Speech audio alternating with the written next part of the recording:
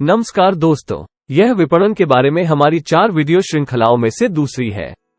इस वीडियो में हम मूंगफली की चिक्की के मूल्य निर्धारण के बारे में बात करेंगे, जो बाजार में पहली बार प्रवेश करने के लिए महत्वपूर्ण है। आइए देखें कि चिक्की निर्माताओं ने अपने उत्पादों की कीमत कैसे निर्धारित की है। क्या आपने कीमतों में व्यापक भिन्नता देखी है? कुछ खिलाड़ी प्रीमियम कीमत क्यों ले सकते हैं जबकि अन्य बहुत कम शुल्क क्यों ले सकते हैं? इस वीडियो के अंत तक आप समझ जाएंगे कि इन खिलाड़ियों की कीमत अलग अलग क्यों है और आपको अपने उत्पाद की कीमत कैसे तय करनी चाहिए। आमतौर पर उपयोग की जाने वाली 2 शीर्ष मूल्य निर्धारण रणनीतियां लागत प्लस मूल्य निर्धारण और मूल्य आधारित मूल्य निर्धारण है। सबसे पहले लागत और मूल्य निर्धारण। इसमें लाभ मार्जिन सुनिश्चित करने के लिए माल की लागत में मार्कअप जोड़ना शामिल है। मूल्य पर प्रतिस्पर्धा करते समय इस विधि का उपयोग करें। यह एक मूल्य संवेदनशील सामूहिक बाजार में बेचने के लिए आदर्श है, जहां स्वाद, गुणवत्ता, स्वाद, रंग और पैकेजिंग जैसे अन्य कारकों को अपने प्रतिद्वंद्वी के समान रखते हुए कीमत सबसे महत्वपूर्ण कारक है। उदाहरण के लिए, यदि 1 किलो चिक्की की उत्पादन लागत 113 रुपये है तो आप अपनी कीमत 30% से 40% के अंतर पर निर्धारित कर सकते हैं। मान लीजिए कि आपके प्रतियोगी 206 रुपये प्रति किलोग्राम से कम में नहीं बेच रहे हैं। दूसरा, मूल्य आधारित मूल्य निर्धारण। ये रणनीति उत्पाद की लागत के बजाय ग्राहक के लिए कथित मूल्य के आधार पर कीमतें निर्धारित करती है।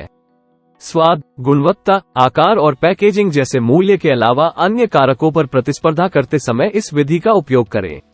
यह मध्यम से उच्च आय वाले बाजारों के लिए आदर्श है, जहां गुणवत्ता और पैकेजिंग कीमत से अधिक महत्वपूर्ण है। उदाहरण के लिए, भले ही 1 किलोग्राम चिक्की की उत्पादन लागत 113 रुपये हो, फिर भी आप बेहतर स्वाद, गुणवत्ता, आकार और पैकेजिंग जैसी बेहतर गुणवत्ता के लिए प्रीमियम लेने के लिए अपनी कीमत 300 रुपये से 400 रुपये प्रति किलोग्राम निर्धारित कर सकते हैं। इनके अलावा आप अन्य रणनीतियों पर भी विचार कर सकते हैं। शुरू में ग्राहकों को आकर्षित करने और बाजार में हिस्सेदारी हासिल करने के लिए कम कीमतें निर्धारित करें, फिर धीरे धीरे कीमत बढ़ाएं। शुरू में नए और अद्वितीय उत्पादों के लिए उच्च मूल्य निर्धारित करना, फिर प्रतिस्पर्धा बढ़ने पर उन्हें कम करना। मनोवैज्ञानिक मूल्य निर्धारण का उपयोग करना, जैसे किसी उत्पाद को सस्ता दिखाने के लिए 100 रुपये के बजाय 99 रुपये पर सेट करना। कई उत्पादों को जोड़ना और प्रत्येक उत्पाद को व्यक्तिगत रूप से खरीदे जाने की तुलना में कम कीमत पर बंडल की पेशकश करना।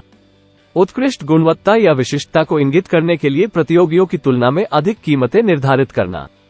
बाजार की मांग, प्रतिस्पर्धा और अन्य बाहरी कारकों के आधार पर कीमतों को लगातार समायोजित करना।